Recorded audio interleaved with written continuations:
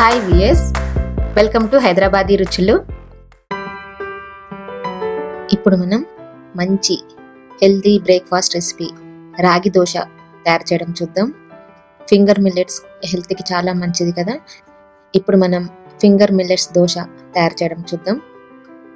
రాగి దోశ తయారు చేయడానికి కావలసిన ఇంగ్రీడియంట్ చూద్దాము.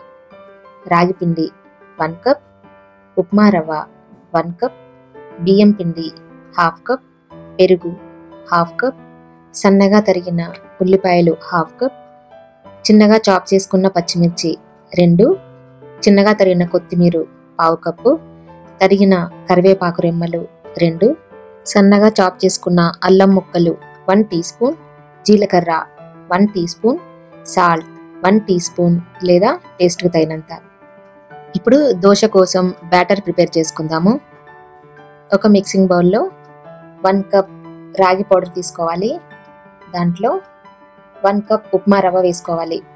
1/2 కప్ బియ్యం పిండి, 1 టీ స్పూన్ లేదా టేస్ట్ తగినంత సాల్ట్, 1 టీ స్పూన్ జీలకర్ర వేసుకొని బాగా కలుపుకోవాలి.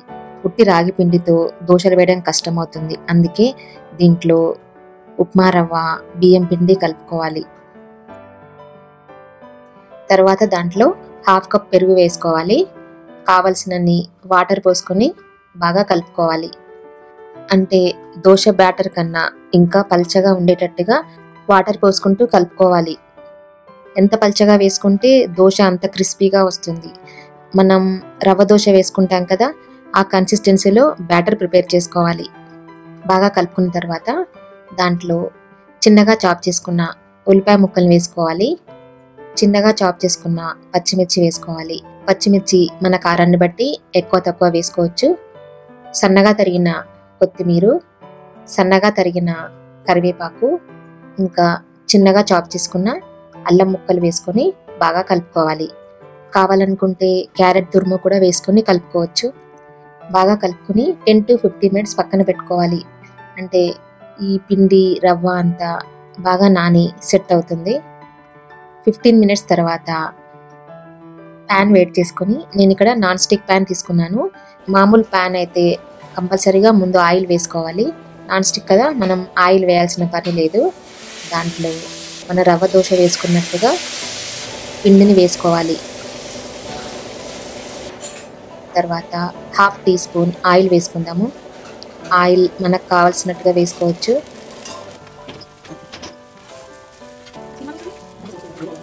2 to 3 మినిట్స్ కాలిన తర్వాత దోశని నెమ్మదిగా తిరిగేసుకోవాలి.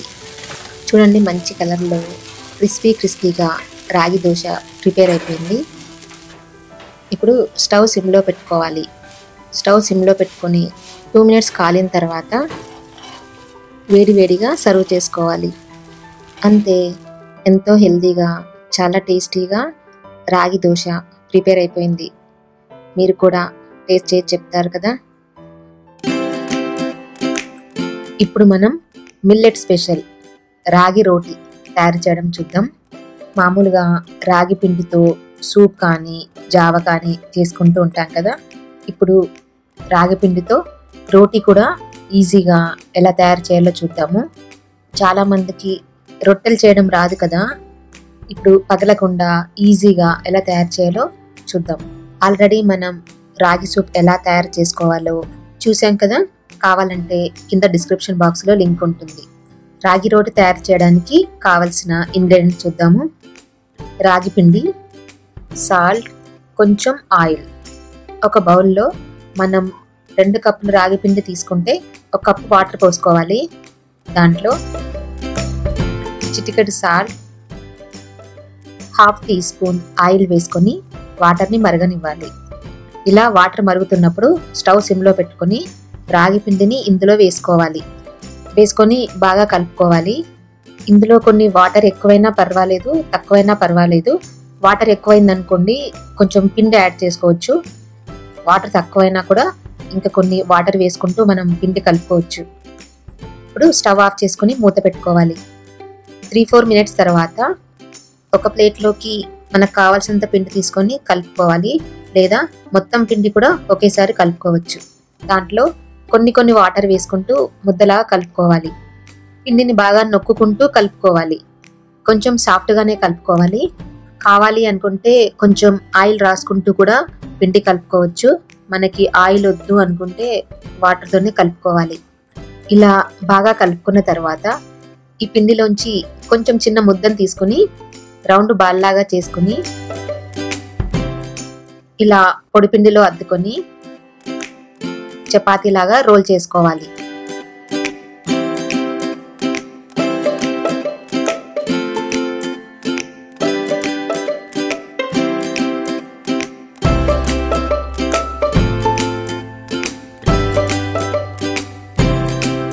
చూసారా, పగలకుండా ఎంత ఈజీగా వచ్చేస్తుందో.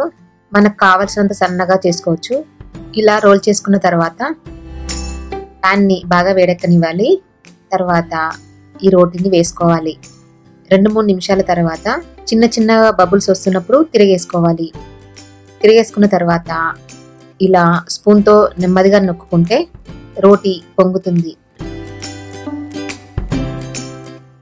ఇలా నొక్కుంటూ 2 వైపులా తిరిగేసుకుంటూ కాల్చుకోవాలి. అంతే, ఎంతో టేస్టీగా రాగి రోటీ ప్రిపేర్ అయిపోయింది. ఇలా తయారైన రోటీని ఇష్టమైన చట్నీతో కానీ కర్రీతో కానీ తింటే చాలా బాగుంటుంది. మీరు కూడా టేస్ట్ చేసి చెప్తారు కదా.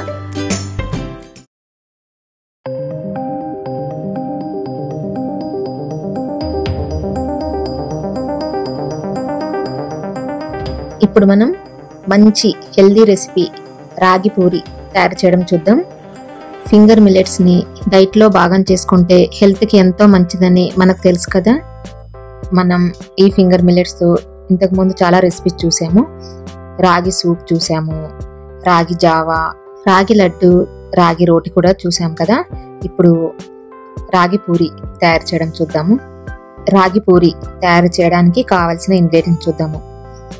రాగి పిండి 1 కప్, గోధుమ పిండి 1/2 కప్పు. అంటే రాగి పిండి 1 కప్ తీసుకుంటే గోధుమ పిండి 1/2 కప్పు తీసుకోవాలి. ఎందుకంటే రాగిలో ఎక్కువగా సాగే గుణం ఉండదు కదా, కొంచెం గోధుమ పిండి కలుపుకోవాలి. ఉప్మా రవ్వ 3 టేబుల్ స్పూన్స్. ఉప్మా రవ్వ వేయడం వల్ల పూరీలు పొంగి ఎక్కువసేపు పఫీగా ఉంటాయి. సాల్ట్ చిటికెడు. ముందుగా మనం గోరువెచ్చని నీళ్ళు తీసుకోవాలి. ఈ పూరీలు సాఫ్ట్గా పఫీగా రావడానికి మనం కొంచెం గోరువెచ్చని నీళ్ళు తీసుకోవాలి. ఒక మిక్సింగ్ బౌల్లో 1 కప్ రాగి పిండి, 1/2 కప్పు గోధుమ పిండి, 3 టేబుల్ స్పూన్స్ ఉప్మా రవ్వ, చిటికెడు సాల్ట్ వేసుకుని కలుపుకోవాలి. ఇప్పుడు ఈ పిండిలో గోరువెచ్చని నీళ్ళు వేసుకుంటూ పిండిని ముద్దలాగా కలుపుకోవాలి.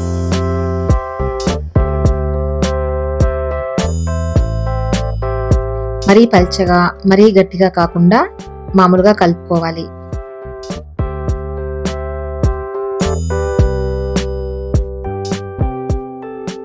బాగా కలుపుకొని మూత పెట్టుకుని ఒక 10 నిమిషాలు పక్కన పెట్టుకోవాలి. 10 నిమిషాల తర్వాత ఇంకోసారి బాగా కలుపుకొని కొంచెం కొంచెం పిండి తీసుకుంటూ చిన్న చిన్నగా ఉండలు చేసుకోవాలి.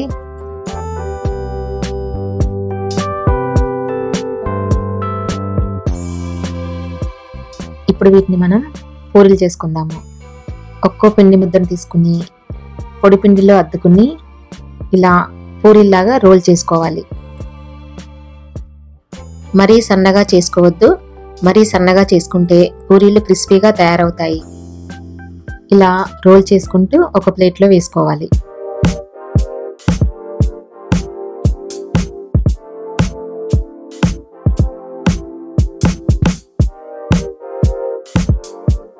ఇప్పుడు ఈ పూరీలని డీప్ ఫ్రై చేసుకుందాము. ఒక ప్యాన్లో డీప్ ఫ్రైకి సరిపడా ఆయిల్ తీసుకుని వేడి చేసుకోవాలి. దాంట్లో ఇందాక తయారు చేసి పెట్టుకున్న పూరీలని ఒక్కొక్కటిగా వేసుకోవాలి. పూరీ ఇందులో వేసుకున్న తర్వాత ఇలా స్పూన్తో నెమ్మదిగా నొక్కుకోవాలి. ఇలా నొక్కడం వల్ల పూరీ బాగా పొంగుతుంది.